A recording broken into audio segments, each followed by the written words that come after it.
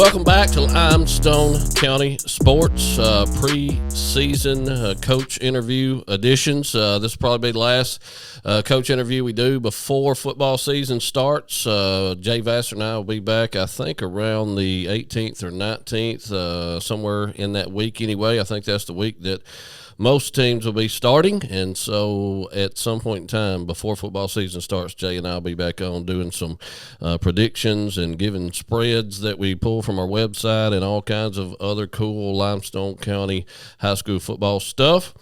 But nonetheless, last coach of the coaching interview carousel.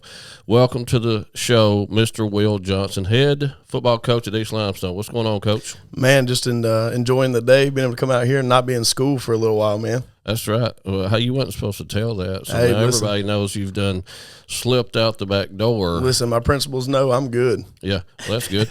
Well, yeah, hey, good that you get to, get an opportunity to do some stuff like this. Yes, sir, man. It's important, and I appreciate you for doing it. I think our people in the county need to know, more about us and what we're doing, and so we appreciate you guys letting us come on and talk. Well, I appreciate the kind words, and yeah, kind of that's what we're doing. Letting coaches get on the air, promote the programs. Mm-hmm. We've had some softball coaches on, basketball, girls basketball, Calhoun softball, and a lot of football. And we're looking forward to football getting started. And like we've already said, Will is the head coach at East Limestone. Will, just kind of give our listeners a synopsis on where you was born and raised, went to high school, did you play high school sports, and all the details. Yes, sir. Well, I went to Danville High School, born in Decatur. Danville's 3A? They were 3A when I was in school. They're 4A now. Gotcha. So we were 3A when I was playing. So, yeah, I grew up playing football, man, youth league all the way up. My senior year, though, I broke my ankle in the spring, and so couldn't play my senior year. And that's kind of where the coaching bug kind of hit me. Got no snaps at all in senior? No, man, no snaps at all. Man. Yeah, it was a pretty bad break, and so I had a couple surgeries on it, couldn't get it right. Yeah. And so my head coach was Scott Kerr at the time, I think, who is now he's coaching college football somewhere. I think it might be Arkansas State. Mm-hmm. And so he was a guy who was like, hey, man, if you can't play, you can help me out. And so I started helping out, coaching linebackers with him, setting up drills and all that stuff. And so kind of got bit with the bug there. And so, man, graduated from Danville and started college and started coaching at Decatur Heritage with Steve Meek. And if anybody, knows high school football in Morgan County, you kind of know, and baseball, you kind of know Steve Meek. He's an old head from Austin High School, coached there for a long time, and got the head job there. And as soon as I graduated high school, man, I said, hey, I want to come help. I had a couple connections with him, and he let a 18, 19-year-old kid come out and start helping coach football, man. So it was really fun to start. Mm-hmm. Where'd you go to college? So I went to Calhoun. I didn't go off anywhere. I just went to Calhoun and Athens State to get my degree. And so once I kind of got into school, started getting finished, I went to Clements High School with Coach Michael Parker. Was the OC there after I spent, 6 or 7 years at Decatur Heritage. Was you down there with the Gilbert kid? Yes, I was. Jaden Gilbert was there, man. He'll make an OC look pretty good. That dude is phenomenal. It don't matter. I tell people all the time he might be one of the best players I've ever coached. And, I've been at Hartselle and Opelika. I've seen some really good ones, and that dude was really dang good. And so Clements was lucky to hang on to him in today's world. That's right. Of wanting kids to move around and go different places. But he was a phenomenal athlete. There's no doubt about that. I think he's at Lindsey Wilson College now, and I tell you, if he was a little bit bigger, he'd be a big time program. Yeah, it's awesome. Any other sports you've coached at all since you started your coaching career? Man, I coached a little bit of softball, and then where at West Limestone. Actually, while I was at Decatur Heritage, I was doing an aid thing at West Limestone, and so helped coach softball there for 1 year. It was fun, but girls sports ain't for me. Try to stay away from the drama of girls. No, I'm kidding. It's not bad, but just kind of helped out with what they needed help with. And then I coached a little bit of basketball there at Decatur Heritage too. So, but mostly football. Yeah. All right. In your playing days at Danville, what positions is under your belt? Man, on offense, I just played center. That's it. Snapped the ball. That's all I did. And so defensively, though, played a little bit of everything. I played some inside linebacker, outside linebacker, D-end, D-tackle, kind of moved me around everywhere on the defensive side of the ball. But center is where I spent most of my time. I was pretty accurate with it. It was fun because you get to touch the ball every play. Yeah, well, I guess you were if you're accurate with it, I guess you guys run out of shotgun on every snap. We did. When I was there, we had transitioned to the gun. Danville's been a lot of wing T, and I think they're back to the wing T now. But luckily, when I was playing, we wasn't in the wing T. I'm not a wing T guy, man. Yeah. If you had to call it on the spot, would you rather play offense or defense? I'd rather play offense. Yeah. I like moving the ball. Okay. And so that leads into my next question. Coaching style, again, in high school sports, most, coaches are got their hands on both sides of the ball. But if you could call it, and you've got every staffing position filled that you want filled, you're an offensive guy or defensive guy? Offensive guy all day. I started off as a defensive guy at Decatur Heritage. That's really where I cut my teeth and really enjoyed it. But, man, it's just something about seeing the ball move, going to score touchdowns. Like I said, I like to stop people too now. Don't get me wrong, but offense is for sure where I lean. Yep. And I forgot what I was, which direction I was going there. If you've got, a full staff, so are you calling the offensive plays? Yes, sir. You don't have a defense coordinator. He's calling defense, and you're calling offense. That's it. So the way we're going to work, Coach Matthew Franks is my DC. And I told him, you're the head coach of the defense. Like I fully trust him. He's phenomenal. And so I'll give my input. But it's his, man. I let him run with it. And offensively, it takes everybody on offense. Since being the head coach, I've got a lot of other things you got to think about. Yeah. And so my guys have to be really, really good about helping me make adjustments and doing those things, seeing things on film. And I've hired a guy who's an OC with me. He's going to call it some too. Like we'll kind of work together in that. And I think he's really good.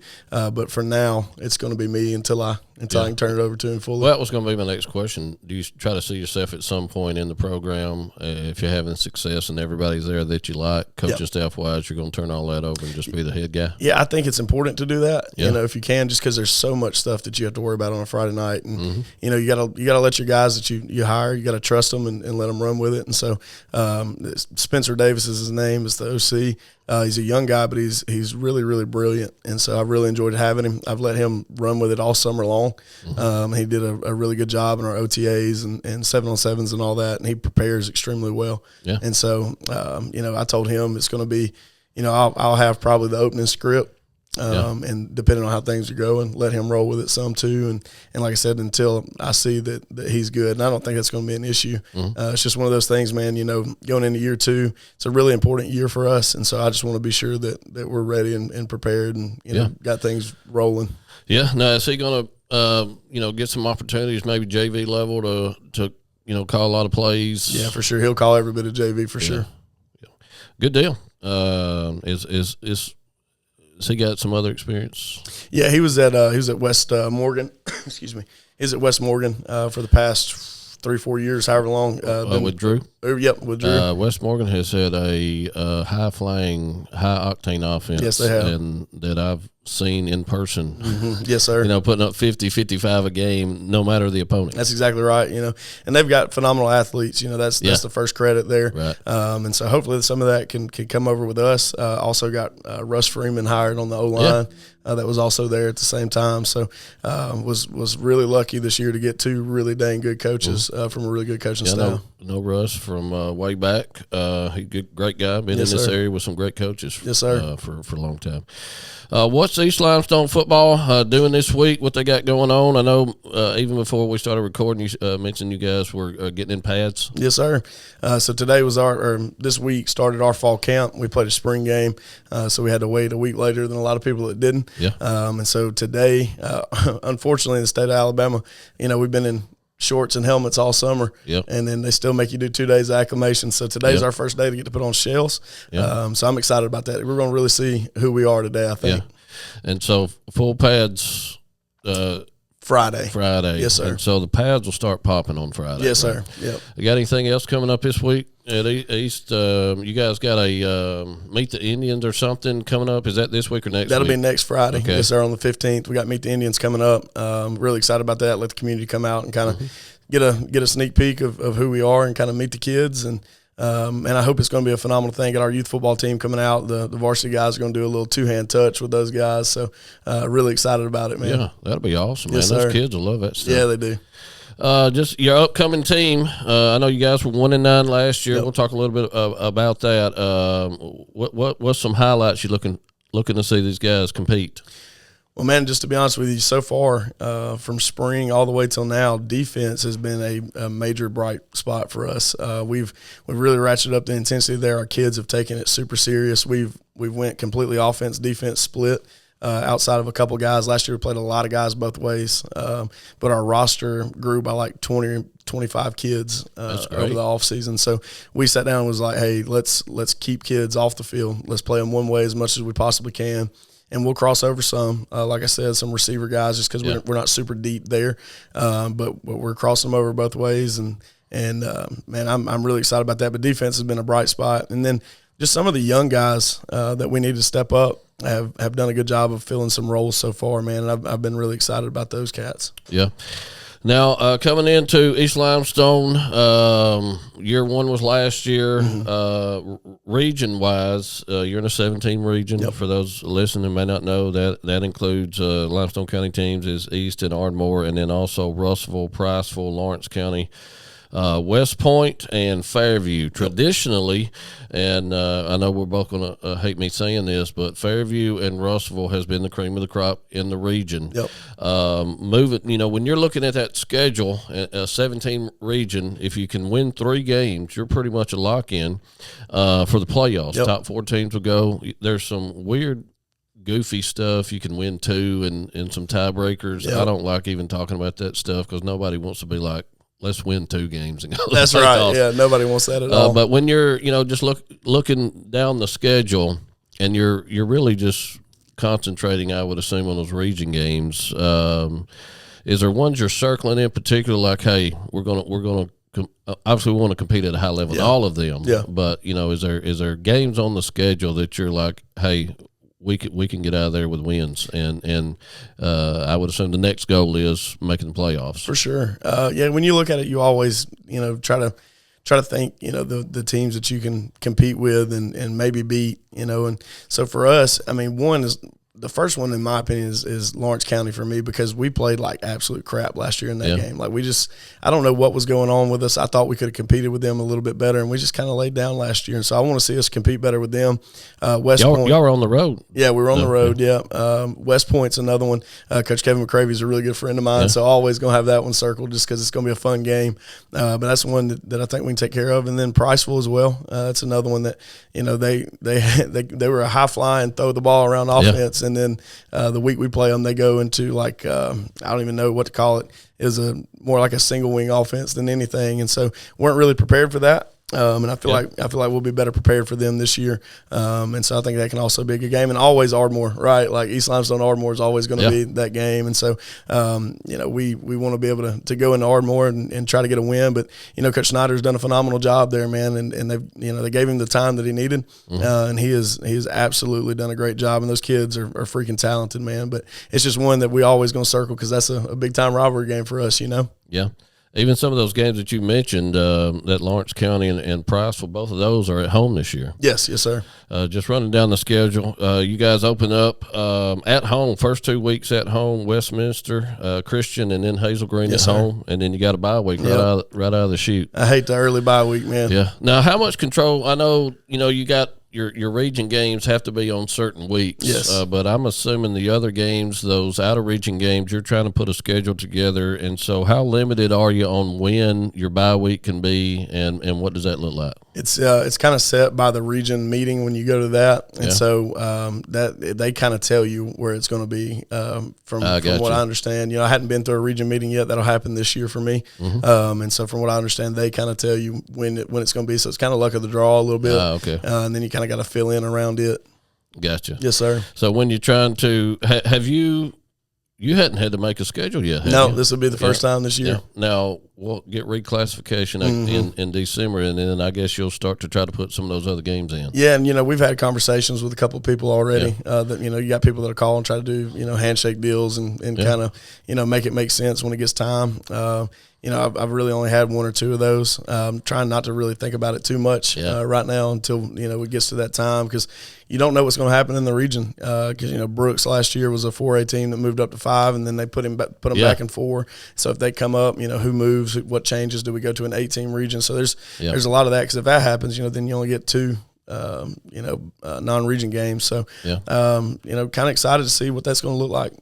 Nobody knows. We could be kicked over to the east and go over there with Gunnersville and all that. So everybody's kind of on edge until it's done. When it came out last year, and I think this region, I think we dropped Brewer and picked up Brooks, and we were like, wait, that's not a good trade. Not a good deal. And then Brewer had to jump over in that eastern North Alabama region, and so you're right. You don't know who's going to be in what. West Point so far south, they could anything move somewhere. Fairview, them as well. Fairview's only been in, I think, this region the last 4 or 5 years, so anything can happen. Are you already, some of those kind of handshake deals you was talking about, is some of those with coaches that you've worked with before or have friendly relationships with that you'd like to maybe try to partner up and kind of both of your programs are on kind of equal footing? Pretty much. That's kind of where it's at. It's guys that I have relationships with. One of them, I'll go ahead and say, Coach Bonds, it was at Tanner. Yeah. That's now at Colbert County. Reached out, wants to play a week 0 game, and so hopefully we can make that work. I mean, that's a storied program that's pretty dang good, got good athletes, and so it's a challenging game. And they're also the biggest thing, you also got to think about, hey, are they going to travel or not, right? So when they come to your place, because it's all about you got to financially make it too, and so gate really matters. And so that's one I think their fans would travel, and we would travel over there well, and it's not too far. Yep. Just looking at your whole schedule from top to bottom, we already mentioned Westminster, Hazel Green, then you got that bye week, and then you go to Russellville. Yep. And then Priceville at home, go to West Limestone, Lawrence County at home, on the road at West Point, at Ardmore, and then you got Fairview at home and close out at Shelby County. Yes, sir. That's going to be a long ride on a Thursday going to Shelby County at the end of the year. That's the Thursday night game? Yeah, they moved it to Thursday night. They got a big Halloween deal that goes on downtown, and so they're like, we don't know how we'll get you in on the bus if y'all come on a Friday. So we're going to go get it out the way. Well, y'all can go down on Thursday on the 30th and get it out of the way, and then y'all can all go trick-or-treating. That's right. On Friday no night, doubt. Or go watch somebody else play or something. Or you get an extra day in for the playoffs. That's right. That's what we're hoping for. Yeah. I know a lot of teams traditionally, if they are already in the playoffs, they'll start making some calls and, hey, can we play on Thursday that last week so we get an extra week to prepare for that playoff game. So anyway, Coach, got a few before we get to quick hitters, got one last question for you. Golden nugget coaching quote that may have been one of your coaches in school, maybe a coach that you've worked closely with, a mentor, just a golden coaching quote that stuck with you all the way through playing days, and it may not even been playing days, but if it was, into your coaching career. I'll give you 2. The first one is Brian Moore, and it's not really like a full quote, but he talks about own it, right? That's the one thing that Hartsville kind of did when I was there. They just talked about ownership, and we use that now at East Limestone, and it just kind of encompasses everything for me, right? Ownership in everything that we do, taking care of the business. When I mess up, I'm going to step up and say I messed up, know. And so when I'm doing the things I'm supposed to do and all that all the time. So we just talk about complete ownership all the time. And then the other one, man, Coach Meek just always talked about treating people right. Right, and that was the biggest thing that always stuck with me in the profession that we're in, and so he's talked about kids and treating them right, and I don't have any just great quotes that sound good, but it's the stuff that sticks out to me is how you treat people, and he did a phenomenal job of coaching us up when I was a young guy, just graduating high school, coming out there and starting coaching football, and so man, just treat people the way you're supposed to treat them all the time and love on the kids no matter what, and so that sticks with me. And then, like I said, man, own it. It's the most important thing I think anybody can do in their life, right? Like if you kind of take that mantra and that motto and roll with it in everything that you do, man, everything's going to turn out pretty good. Yep. You mentioned Hartsville and some other places you coached. What deepest you've been in the playoffs at any of these other programs? So Decatur Heritage, man, our first year, I get there and we go to the first round for the first time, make playoffs for the first time in school history. Get beat pretty bad by Donahoe, private school down there, and where is that even at? I can't remember. It's Anniston maybe. Yep. And so we get whooped pretty bad. And so we come back the next year. We lose our first game against Faultville in a really tight game. And then we roll off 12 in a row.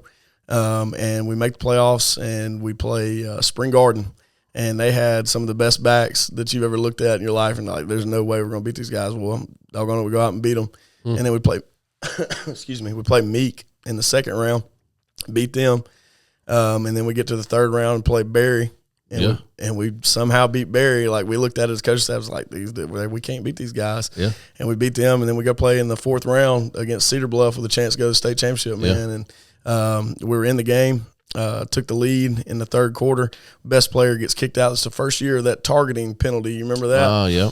And there's no targeting rule in high school football, right? And so we had an official kick out our middle linebacker on a targeting call, and so we wound up losing that game. They had a talented running back. Well, let's stop right there. He's kicked out a linebacker for targeting. Yep. But at the time, there was not a targeting rule. In high school football. So how does that even happen with 8-10 other officials on the field? No idea, brother, but it happened. We threw a fit. They didn't change it. And it was like an incidental helmet-to-helmet contact where kids go into the ground. A linebacker comes in, and like he's still pushing. I think he was pushing backwards. Linebacker comes in to get him all the way down, hits him with his shoulder, and when he hits him with his shoulder, his helmet kind of pops him, and they threw him out, man. And so it was ridiculous. It was a tough way to lose. Where was that game at? It was at Cedar Bluff. You don't think there was any home cooking going on? Well, I sure hope not. Okay. I sure hope not. Well, we love officials. No doubt about that. We won't throw them under the bus. But anyway. Well, we made it to the semis that year, and like I said, had a chance to go to the state championship game, and that was a really cool environment, man. I don't think I've been in an environment like that since then. It was small town football as it gets, packed out stadium, man. It was really cool. But we did get to go the next year in the second round. We beat them in overtime, so we got our revenge the next year. Yeah. Did they go to they went to the final? They win it that year? They got beat by Maples. Back when Maples was rolling. Yeah. No, that's 2A. Yeah, it was when Maples was 1A. Oh, so this was when this was 20. Decatur Heritage was 1A. Yep, 2015. Gotcha, okay. Yes, sir. And so then we made it to the second and third round there year after year at Decatur Heritage, and then Hartsville went to the second round, and man, we were completely depleted when I was there. We were on our third string running back. Quarterback had a torn labrum, and still had a chance to win that one and make it to the third round. And so, had opportunities to go really deep in the playoffs, practice on Thanksgiving a couple times. So it was pretty cool, man. Yeah, that is awesome. All right, Coach, moving into some quick hitters. Just going to throw some, little quick questions out there. Yep. First thing pops in your mind, or whatever correct answer you want to give, or even if you want to give some other answer, that's fine too. We've already talked about this before we hit record. Roll Tide or War Eagle? I'm an Auburn fan, man. I told you when we talked about this, I'm a glutton for punishment, I think. Just my whole life, I was around my mom and my aunt a lot growing up, and they were both Auburn fans, and they tried to make me a Florida fan when I was a kid. I have pictures of me in Florida stuff because they didn't want me to be a part of the Alabama-Auburn thing, but I stuck with Auburn, man. Fondest Auburn memory? Fondest Auburn, it would have been the man, just to be honest with you, is the Texas A&M game a couple years ago after we fired Brian Harsin and Cadillac's the interim head coach. Yeah. That was a phenomenal environment, man. I don't think it brought chills to me. Were you there? Game. I was there. Yeah. Oh, okay, good. Yeah, I went to the game, and it was a night game in Jordan-Hare, which is as cool as it gets, and it was really cool. My first Auburn game though that I ever went to. 2012, Johnny Manziel comes in there and spanks our butt his Heisman year, man, and so that was the first taste of Auburn I got, and so I understand. I understand. Well, and at least you got to see Monty Manziel play live. Right. That's pretty cool. Yeah, man. But yeah, I was waiting on you to throw like that 2010 season out there, some of those games. Yeah. I was just trying to give you something that I was at, but yeah, I mean, crap. How old was you in 2010? I would have been 15, 16 years old. Man, I'm so freaking old. This makes me feel awesome. You were 15 as a middle schooler? I would have been in 10th grade. Okay, 10th grade. Yeah. Not middle school is not 15 years old. But 15 years old watching Auburn football in the 2010 season had to be pretty cool. Oh, that was it was phenomenal, man. Cam Newton, if he's not the one of the best athletes to ever play, I don't know what to tell you, man. You're talking about 6'5", 260 pounds, and ran like a deer, and could throw it a mile. He was just fun to watch. You talk about a team that, in him specifically, and Nick Fairley, nobody else on that Auburn team played in the league. And so, they just kind of carried it all the way. And, then you had all the drama with did he get paid or did he not? Don't care. I'll pay him again if we did. You know what I mean? Let's go do it again. And if it was $180,000, best $180,000 anybody ever spent. Ain't no doubt about that, brother. But that was some fun games to watch. I mean, especially I know you're an Alabama fan, but that Iron Bowl, we get down really big and come back all the way and win that game, man. Unfortunately, I was at that game. No, Lord. Yeah, that was a lot of fun. Well, it was a lot of fun until after halftime. That's right. Yeah. You're going to the bathroom at halftime and everybody's fired up, and then it was all downhill from there. No doubt about it, man. But it was a phenomenal year, and then of course you get to the national championship game that year. It's something I'll never forget. As a big football fan and obviously a big Auburn fan, you get to go in and play an Oregon team and. You compete and it's a close game, and West Byram gets to kick a field goal to win it all. Man, it was a whole lot of fun. Mm-hmm. All right, question number 2. Being an offensive guy, I think I know what you're going to answer to this one. But Hail Mary for the win or pick six to seal the victory? I'll be honest with you. I want the pick six to seal the victory instead of a Hail Mary, man. I don't want to leave it up to chance. You know what I mean? I like to see our guys go out and pick play. Six, you're already winning at that point. Yeah. I'm going to take that one all day. That way we're not having to rely on a last-second deal. Well, if it's pick six to seal the victory, you're also doing the best play in football, which is taking in no doubt about victory that. formation. That's right. Yep. 100 degrees or snow? Oh, give me snow. I'm a cold weather guy, man. Cold weather guy. Yeah, I'm a cold weather guy, which football's played in the heat, which is good with me. But if I had to pick it now, I'm gonna take the cooler weather every time. Yeah, I'm more of a hot weather guy. It gets below 50, I'm useless. Of course, that's what happens when you get in your 50s. So it is what it is. Old school or new technology? Man, can I say in between? Yes. I'm somewhere in the middle there, and even in like the way that I coach and what I believe in, because like I said, I had the Steve Meek that I got started with, and I've kind of got to see new things as I go. And so, but as far as technology goes, I mean, you gotta get with the times a little bit. But you see these people that do all, especially some of these football programs, do all the TikTok stuff, the video. I don't know how to do all that. I would love to have somebody that did to do it because I think it's important. But I'm kind of stuck in the middle. Yeah. Well, I'm sure you guys got plenty of technology on the sidelines. Oh yeah, for sure. In-game adjustments, all that stuff. Got drone. We do, or we did. We actually had a mishap. We had our cleanup day the other day, and a couple of coaches were working on the drone, and it fell. And it broke, and so we got to figure that out. So now. Did you tell those coaches that you could just take it out of their check? That's about somewhere around $10,000 for a new one. With everything you need. So it's going to take a couple checks. Well, just tell them, hey guys, I'll tell you what, we get these few wins under our belt. We'll just we'll sweep that under. No doubt about that. 100%. Favorite athlete of all time, any sport. Favorite athlete of all time. All right, I'll give you my basketball athlete of all time, Steph Curry. I've fully enjoyed watching him play basketball. Smaller guy, but absolutely changed the game and the way it was played. And so I'll give you that basketball answer. And then football, just because I'm a football guy, I got to give you a football answer that I've seen play is Cadillac Williams. I thought he was phenomenal at Auburn. Like I said, I know it's an Auburn thing, but he was phenomenal. Right behind him would be Cam, but I'm going to take Caddy over Cam every time.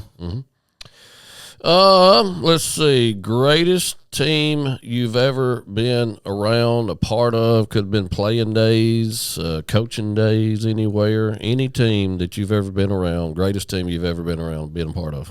That 2015 Decatur Heritage team was phenomenal to be around, and the kids were talented, but it was more about the way we all handled ourselves, the way we kind of all meshed together. It was just, I don't think it can be replicated, man. It was really cool to see.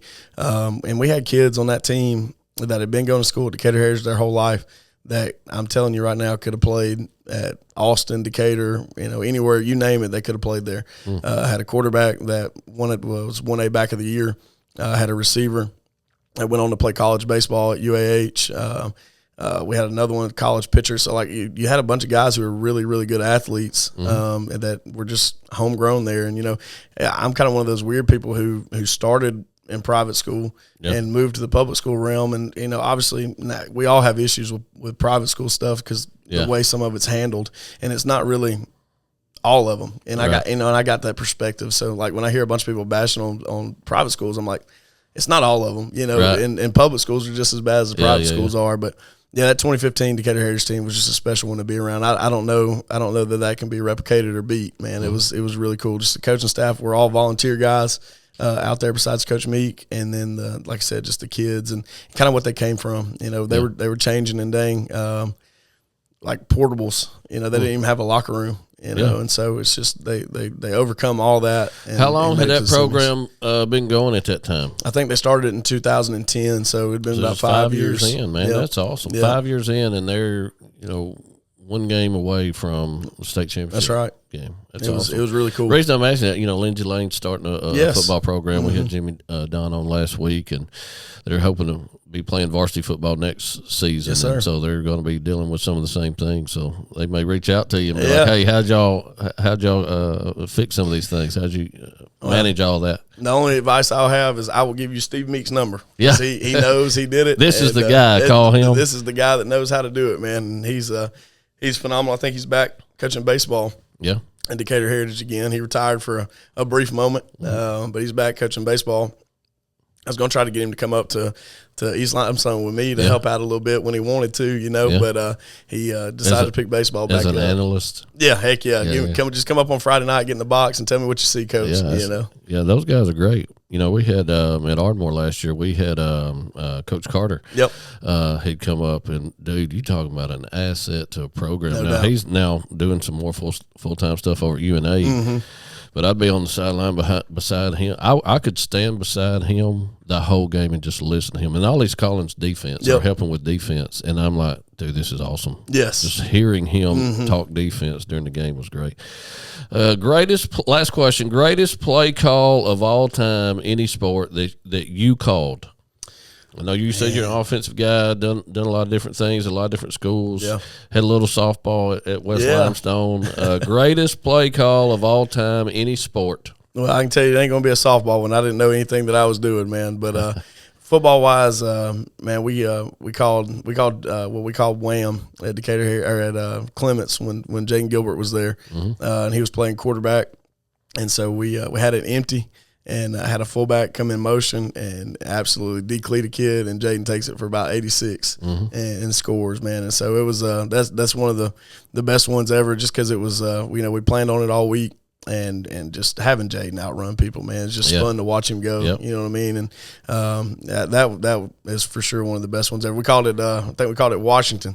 And so, but we put the fullback in motion and got to go crack a kid and take it to the house, man. Yeah. When you see him at about 40 yards out, are you throwing your clipboard up and the touchdown signal and everything? If he got to the third level, it's over with. Yeah. He's outrunning everybody you got. How fun is it having one of those dudes on your team that if he makes one dude miss, he's gone? Yeah. It's fun. We had another one like that at Hartselle that is now at UNA, Rye Fletcher, legit 4.4 kid, like maybe even 4.3, absolutely could burn, man. I think they got him playing receiver there. We played running back for us, man, at Hartselle, and we'd run buck sweep or outside zone, and if he would, and like I said, if he ever got 1 foot in the ground and got going north and south, it's over with. You're not touching him. And so you can't put a price on a kid like that, man, that absolutely can outrun everybody you got, and who's just a competitor. That's the biggest thing. They got all the ability in the world, but are they competitors? That's the biggest deal. And both of those guys were. And so when you got dudes like that, heck, man, it's a whole lot of fun. It makes offense easy. Yeah. Well, you just mentioned competitor, and obviously that's what I assume we all want on both sides of the ball, 22 guys. But how can you build that into the culture? Maybe you're coming in, not saying any culture's bad, any culture's good, but continuing a culture of just absolutely, we got to get out here and bust our butts for every single snap. Well, and I tell my guys every day pretty much that we are not good enough to not be that type of person. Like, we have to scratch and claw for everything that we have, because that's who we are, and that's who East Limestone's always been, I feel like. Like, if you look at East Limestone when they were good, what were they doing? They were beating your head in and getting up and doing it again, and it's just because that's who they have to be. Like, we got good athletes every once in a while, and we got good athletes right now, but we have to be the people that are willing to put our face in there. We have to be willing to kind of put our life on the line. I tell them that all the time. I was like, I know it's not life and death, but it almost has to feel like it every single play. And we're starting to get to that. Like I said, defense has really bought into it. They've really bought into it. And so I'm excited for Paz to come on, because it's something that we talk about daily. Like yesterday we had a character ed lesson that we do, and we're talking about consistency, right? And so you're talking about building a culture and building things that last. And consistency is a big one for us, because I felt like last year we were really up and down in practice, up and down with who we played. Like it mattered who we played last year. I was like, it don't matter. It's you versus you every single day. Like you have to come in and be better than you were yesterday. And so I think our kids are starting to buy into that now. Good. Great. Well, Coach, I appreciate you coming in, stopping by. Looking forward to the Indians getting back on the field. Again, in 2 weeks will be game week, right? Yes, sir. You guys will open up with Westminster Christian. Don't have a jamboree or anything no the week for before us. that, because you had a spring game, I assume. And so, and then you got to meet the Indians not this Friday, but next Friday there at East Limestone. Looking forward to you guys getting after it, and hopefully having you in for like a postseason, playoff week. That'd be awesome. We could maybe do some stuff like that. Anything else you want to share with the listeners? How you talk about your program, your community over there, any of those things you want to share before we check out? Heck yeah, man. First thing I want to do is shout out Miss Root, who just got our principal job there. I think she's a phenomenal leader, and I think she's going to do a really good job there, and I'm excited about her leadership and all of our admin, man. That'll also get you brownie points. No doubt about that. And she's going to know that was what it was for 100%. But is phenomenal. You'll clip this little. And, that's it. And, hey, will you send this to her? That's right.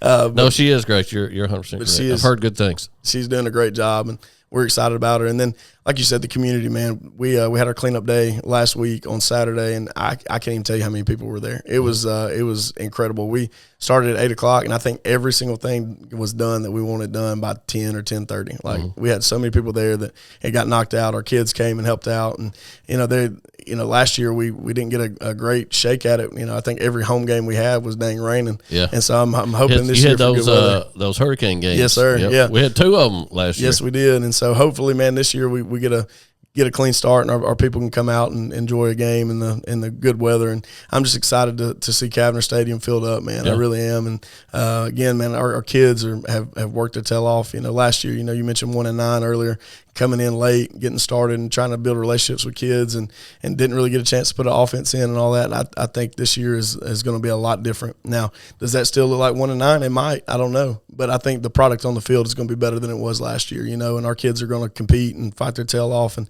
I'm just excited about it, man. We all are, man. Hey, everybody that I'm talking to, especially now as you're going around in different communities, they're like, y'all ready for football season?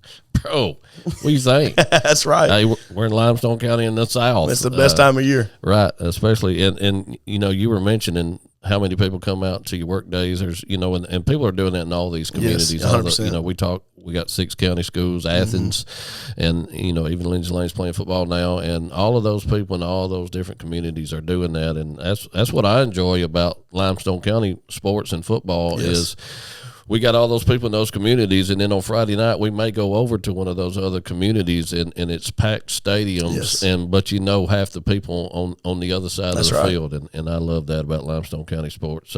Appreciate you coming, Coach.